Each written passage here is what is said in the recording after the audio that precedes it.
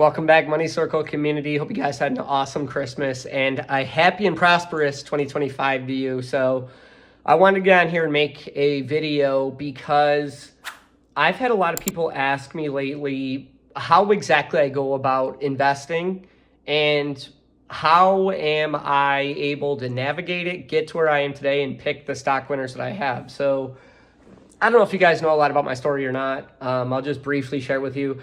I'm not a licensed trader at all. I have a very unconventional style of investing. Matter of fact, if you ran it past financial advisors or you ran it past like certified professionals or whatever, they would say, this dude's off his rocker.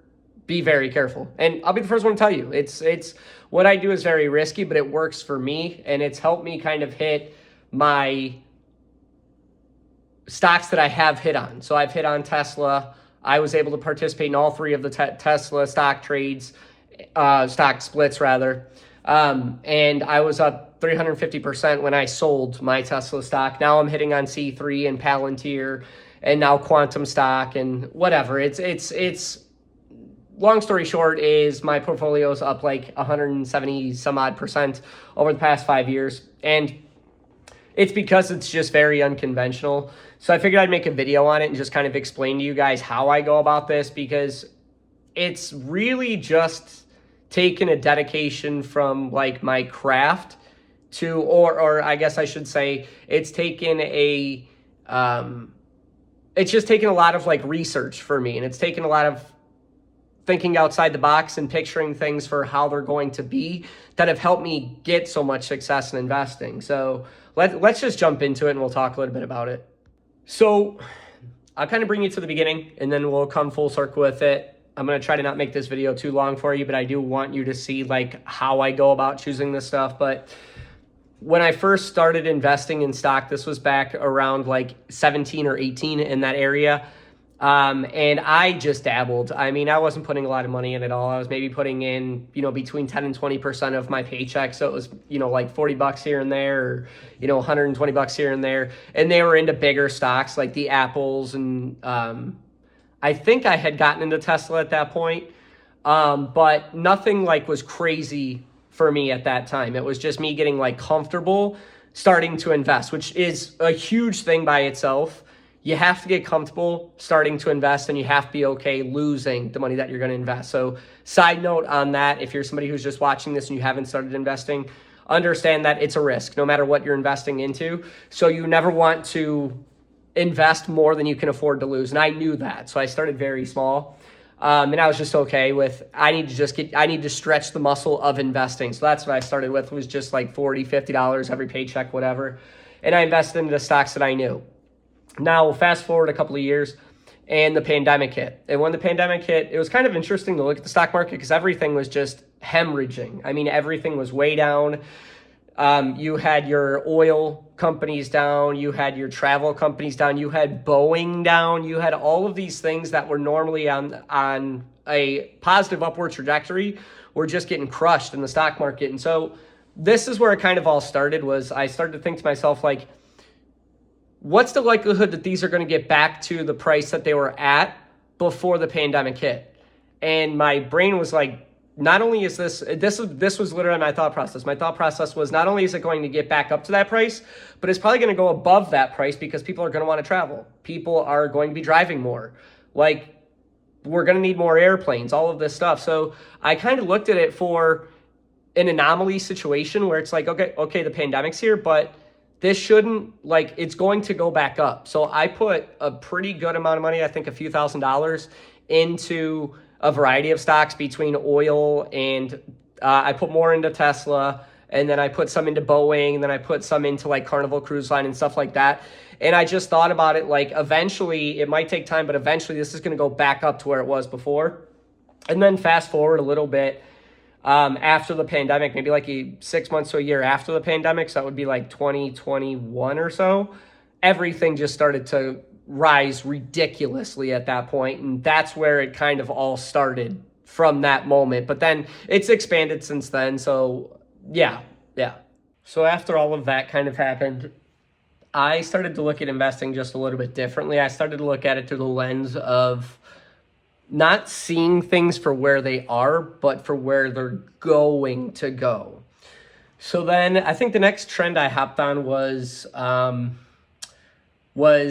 technology and AI, because I saw that the news did a really good job of spreading fear about AI and how it has potential of taking our jobs, and robots will be walking the earth, and it's the end of society and all that stuff. And I looked at that and I was like, we as people have always found a way to weather the storm, so to say, and we've always figured out a way to adapt.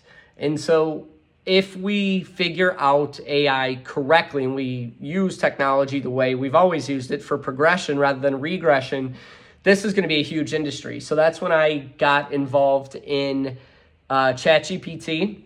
And then I started to look at other companies that were similar, that were doing AI, and I jumped on Palantir shortly thereafter because of all the contracts they're getting with defense, and the Department of Defense specifically. And then the other one that I jumped on was NVIDIA. I hit NVIDIA at like $112, and like within a year it jumped up to like $500 a share or something along those lines. And that was just strictly because I was thinking to myself, like, AI is going to be huge. We're going to need the computer chips to handle this. And there's really only one company right now that has the ability to do it. And so that's where that kind of came. And so that's why I say, like, my trading has been very unconventional, because I don't look at things for where they are. I look at things for where they're going. And then I basically just take the news that's presented to me and I dissect it and go, okay, so we're going to need money for infrastructure. We're going to need money for and I'm talking about the government, but we're going to need money for this. They're going to dedicate money for this. And all of these issues that we're having right now, they're going to be dedicating money for this. So when I see that happen, the writing's on the wall for me. That's when I jump on these stocks. And so that's been one of the strategies that I followed that's played out pretty well for me. But then the other one, and I think this one's been probably one of the most crucial, is also following other people too. So there are certain people that I listen to, not only from like social media individuals, but like social media pages like Unusual Whales, MarketSmith is really good, and just publications like that, because they're going to help you see what's going on that maybe isn't in the news right now.